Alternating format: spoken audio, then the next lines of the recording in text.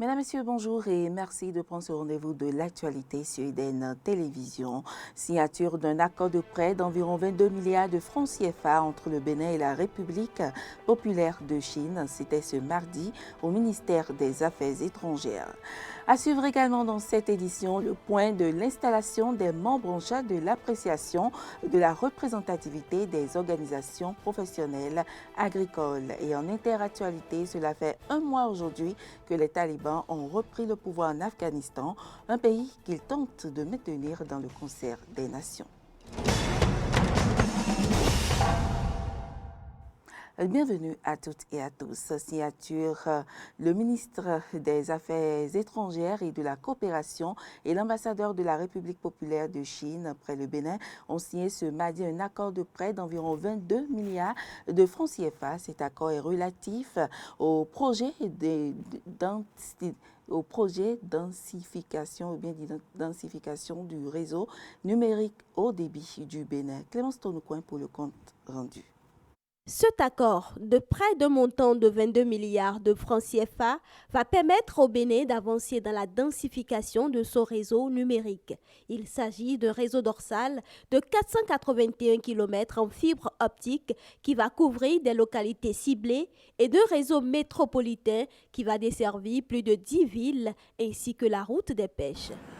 Le fait que ce projet va permettre de connecter des zones lacustres à la fibre nationale par la technologie et de faisceaux dans le seul but de rendre la technologie numérique accessible à tous est une réponse aux demandes et aux exigences de notre peuple. Nous sommes dans la trajectoire qui va nous permettre de renforcer les préalables qui sont nécessaires pour créer la richesse, les préalables qui sont nécessaires pour permettre à nos entreprises de devenir performantes dans un monde où la concurrence, la compétition sont de mise. C'est aussi, dans le cadre de cette crise de la Covid-19, l'outil par lequel nous mettons des plateformes qui nous permettent d'opérer de manière sécurisée en réduisant le contact entre les humains et en respectant les gestes barrières. C'est pour toutes ces raisons que je voudrais vous dire toute mon appréciation, Monsieur l'ambassadeur, vous dire l'appréciation du président de la République et de notre gouvernement pour cet accompagnement que vous nous apportez. La présente signature d'accord va permettre de démarrer la phase 2 du projet de développement des infrastructures numériques lancé en mai 2016. Cette deuxième phase facilitera l'accès des abonnés au réseau et le développement des applications. Grâce à l'amélioration et à l'extension de la fiabilité du réseau dorsal, l'extension des réseaux métropolitains dans les grandes villes, la couverture nationale du réseau sera sensiblement améliorée. La sécurité et la fiabilité des réseaux connaîtra une amélioration évidente. Le Bénin vient ainsi de franchir un pas vers son objectif de devenir la plateforme numérique de la sous-région. Les membres en charge de l'appréciation de la représentativité des organisations professionnelles agricoles ont été installés mardi. Ils auront à désigner les représentants des associations fêtières des différentes filières agricoles au Bénin. Les détails avec Frédéric Espoir Mambou. Selon une étude récente menée par le ministère de l'Agriculture, la plupart des organisations professionnelles agricoles et leurs fêtières connaissent des situations de mauvaise gouvernance, des difficultés de fonctionnement et même des conflits de leadership. Une situation dont le ministre de l'Agriculture, Gaston Dossoui, révèle ici les conséquences. Cette situation a conduit à plusieurs écueils dont, entre autres, la multiplicité des réseaux d'acteurs au sein d'une même famille professionnelle, la faible culture de réédition de comptes et de redevabilité, la gestion solitaire par certains leaders d'OPA, le non-renouvellement à échéance des mandats des organes statutaires, l'absence ou l'insuffisance de synergie et de complémentarité entre partenaires d'appui aux OPA et le financement des organisations non représentatives et parfois non fonctionnelles. Cette cérémonie s'inscrit donc dans le cadre de mettre un terme à de pareilles situations. Outre l'installation des membres du comité chargé d'apprécier la représentativité des organisations professionnelles agricoles, elle lance également les opérations d'inscription au registre digitalisé de ces organisations agricoles, comme le précise ici le ministre. Des statistiques fiables, actualisées sur les organisations professionnelles agricoles qui animent le secteur agricole dans ces départements. Une seule OPA sera désormais l'interlocutrice légale du ministère par maillon et par filière. C'est donc à ce devoir patriotique que votre qualité de membre vous investit. Il s'agit pour vous de mener des analyses minutieuses et approfondies afin de proposer à ma reconnaissance l'OPA la plus représentative par collège ou famille d'acteurs et par filière agricole. Prenant la mesure des choses, le président du comité ainsi installé s'engage à bien conduire les travaux. Nous, membres du comité chargé de l'appréciation de la représentativité des OPA filières, nous nous engageons à jouer notre partition en toute impartialité et objectivité. Les résultats de ces travaux permettront un peu plus le développement des filières agricoles, donc le développement de l'agriculture au Bénin. La rentrée scolaire 2021-2022 démarre lundi prochain et pour qu'elle soit couronnée de succès, cela relève également de la responsabilité des parents. Les dispositions à prendre par les parents dans ce cas sont énumérées ici par Claude Tingbazalou au micro de Eden TV. Les parents doivent nécessairement veiller d'abord à la préparation psychologique de l'apprenant parce qu'il faut une préparation psychologique et donc petit à petit il faut que les parents commencent à rappeler aux enfants que la rentrée va démarrer et cette préparation psychologique ne prend pas une préparation organisationnelle, donc ils doivent aider l'apprenant à organiser son emploi du temps et donc chaque jour il faudrait que l'apprenant puisse savoir ce qu'il doit faire. De telle heure à telle heure, il a cours, de telle heure à telle heure, il doit déjeuner, de telle heure à telle heure, il doit dormir, de telle heure à telle heure, il doit prier. Et donc, tout doit être calculé à la minute. Et je dis bien à la minute. Et le parent doit faire cet exercice avec l'apprenant et tout en considérant tout ce que l'apprenant aime comme distraction. Parce qu'il faudrait que pendant l'année scolaire, l'apprenant puisse avoir quelques petits instants pour pouvoir se divertir parce que la meilleure manière pour le cerveau de se reposer, c'est de vaquer un peu à d'autres petites occupations. Et donc, les parents doivent jouer ce rôle et jouer également le rôle de préparateur financier. On n'est pas sans savoir qu'une rentrée, il faut beaucoup d'argent, il faut des matériels. Le parent doit préparer tout ce qui est fourniture scolaire, tout ce qui est frais d'inscription, frais de ci, frais de ça et tout. Au niveau des apprenants, il faudrait qu'ils soient réellement assidus, qu'ils doivent suivre le programme et l'emploi du temps établi par le parent et lui-même, puisque l'emploi du temps doit être établi par les deux de concert. L'apprenant doit réellement prendre l'engagement de respecter cet emploi du temps et de bien suivre les cours afin de réussir aux examens qu'il doit passer à la fin de l'année, à la fin de chaque semestre ou trimestre. Les apprentis au métier de l'artisanat suivent une formation de plusieurs années. Cette formation est un moyen efficace pour acquérir le savoir, mais durant leur apprentissage, ils sont confrontés à diverses difficultés. Cano François Ngbadi-Rintor s'est rendu dans les ateliers pour se convaincre de leur réalité et des rapports apprentis-patrons. Suivez son reportage. La formation au métier de l'artisanat requiert un suivi professionnel d'excellence qu'est l'apprentissage. Au nombre des principes et conditions indispensables à l'apprentissage, le dévouement, la disponibilité et la courtoisie. Il y a d'autres apprentis qui sont dociles et respectueux, mais il y a d'autres vraiment, il faut avoir la patience avec eux. Et surtout le retard et le refus d'obtempérer aux injonctions du patron. Il y en a aussi qui comprennent très vite, il y en a aussi qui comprennent très lentement. Durant leur période de formation, les jeunes à la quête du savoir sont d'abord confrontés aux réalités de l'entreprise ou de la discipline et à celles liées au métier de l'artisanat.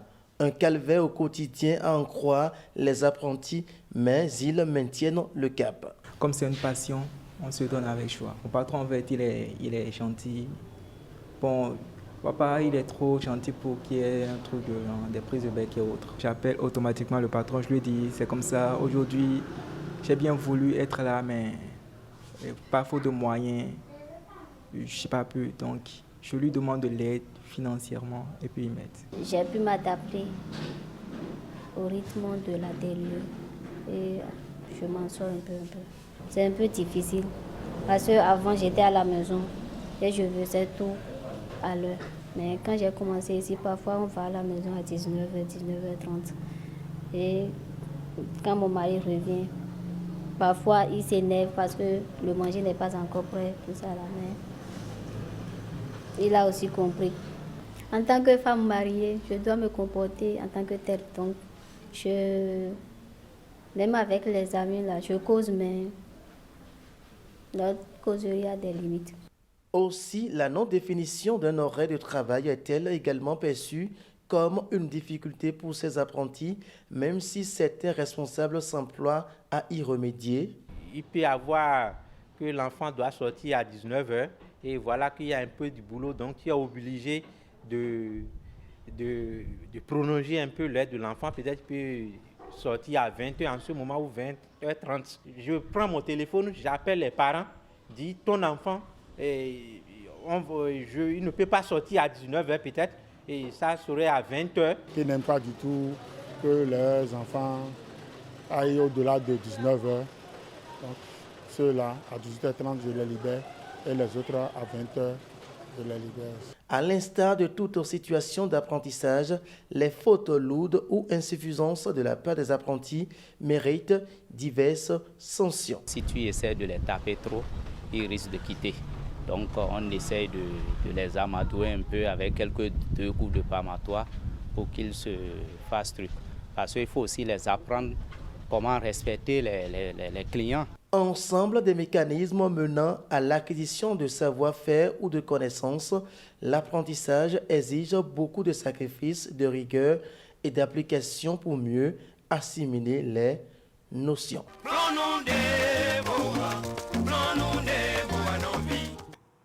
L'actualité hors du continent à présent en France, la vaccination est désormais obligatoire pour le personnel soignant et les professionnels de santé. Ceux qui refusent risquent une suspension de contrat.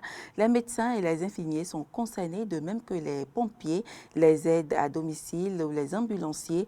Des syndicats redoutent des ruptures de soins du fait de l'insuffisance de personnel. On écoute François Is, secrétaire général CGT de la Seine-Maritime.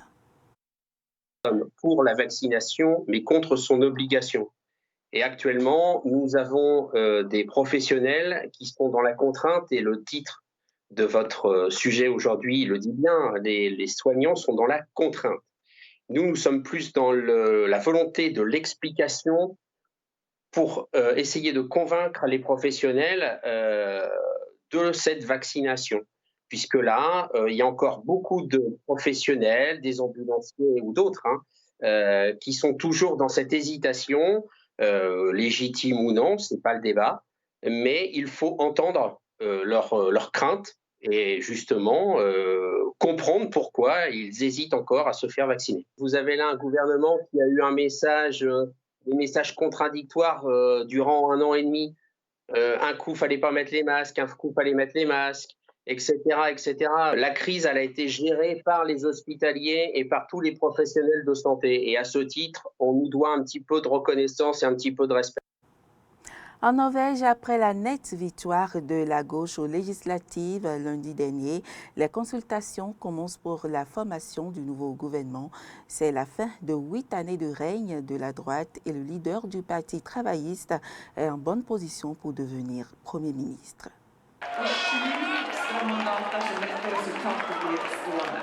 La gauche norvégienne peut enfin laisser exploser sa joie. Selon Jonas Gahr Store, le leader de l'opposition, La victoire de son parti travailliste, du parti du centre et des socialistes marque l'avènement d'une ère plus égalitaire. La Norvège a envoyé un message clair. Les élections montrent que le peuple norvégien souhaite une société plus équitable. Merci beaucoup.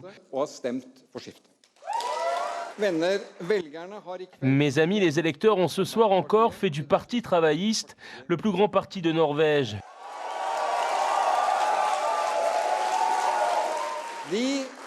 Ils nous ont confié le rôle de force motrice de la politique norvégienne pour les 4 prochaines années. Nous avons fait un effort formidable pour y parvenir. Une volonté forte de changer son pays. Jonas Gahr Støre a centré sa campagne électorale sur la protection environnementale, réagissant au compte-rendu alarmiste du GIEC sur le climat. Un sujet qui divise dans son propre camp. Quand il prône une sortie douce et progressive de l'économie pétrolière, qui représente 14% du PIB norvégien, les Verts exigent l'arrêt immédiat de l'exploration pétrolière. Et alors que le parti du centre axe sa politique en faveur du monde rural, la gauche socialiste favorise la cause environnementale.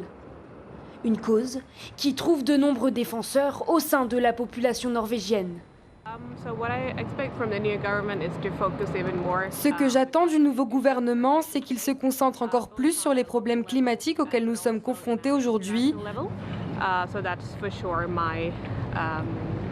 C'est certainement ma passion et j'espère sincèrement que le gouvernement consacrera encore plus de temps à la crise climatique. Reste aux vainqueurs à se mettre d'accord. Travaillistes, centristes et socialistes devront gommer leurs divergences pour parvenir à former un gouvernement.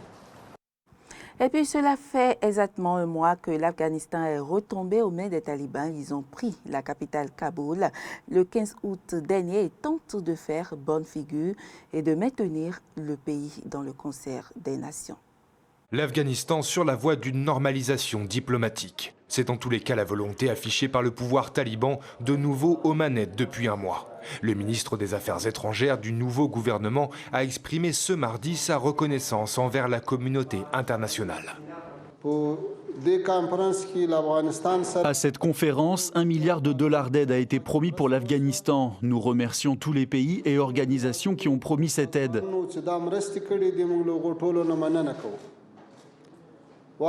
C'est une bonne action et nous la saluons. En plus de saluer cet engagement, nous promettons que l'Émirat islamique coopérera totalement pour fournir cette aide aux personnes dans le besoin. Une aide bienvenue et nécessaire dans un pays dévasté par plus de 40 années de guerre et qui doit désormais affronter une sécheresse sévère, en plus des conséquences de la pandémie de Covid-19. Certains, comme ici dans les rues de Kaboul, sont contraints de vendre leurs biens pour fuir ou simplement se nourrir. Une situation humanitaire qui rend essentiel le maintien d'un contact avec les talibans. Oui, nous devons avoir un dialogue. Je veux insister là-dessus parce que le pouvoir qui est en Afghanistan n'est pas stable. Les talibans ne sont pas une réalité politique unique. Il y a aussi des frictions et des conflits entre eux. Mais nous devons rapidement ouvrir un canal de discussion pour pouvoir distribuer l'aide et essayer d'évacuer les personnes vulnérables que nous devons protéger. La distribution de l'aide justement est repartie timidement ces derniers jours, avec la reprise des vols du programme alimentaire mondial à destination de Kaboul et la distribution de denrées aux plus démunis. Et les vols humanitaires ne sont pas les seuls à avoir repris. Un appareil commercial s'est posé sur le tarmac de l'aéroport de la capitale afghane ce lundi en provenance du Pakistan, le premier depuis la conquête des talibans. Ces nouveaux maîtres du pays dont tous espèrent également qu'ils tiendront leurs promesses faites aux femmes afghanes, notamment leur droit de travailler et d'étudier. L'un des sujets qui préoccupe le plus les observateurs internationaux et qui pourrait bien servir de thermostat s'agissant des relations diplomatiques entre Kaboul et ses interlocuteurs occidentaux. Mesdames, Messieurs, ce sera tout pour cette édition. Merci pour l'attention. À demain.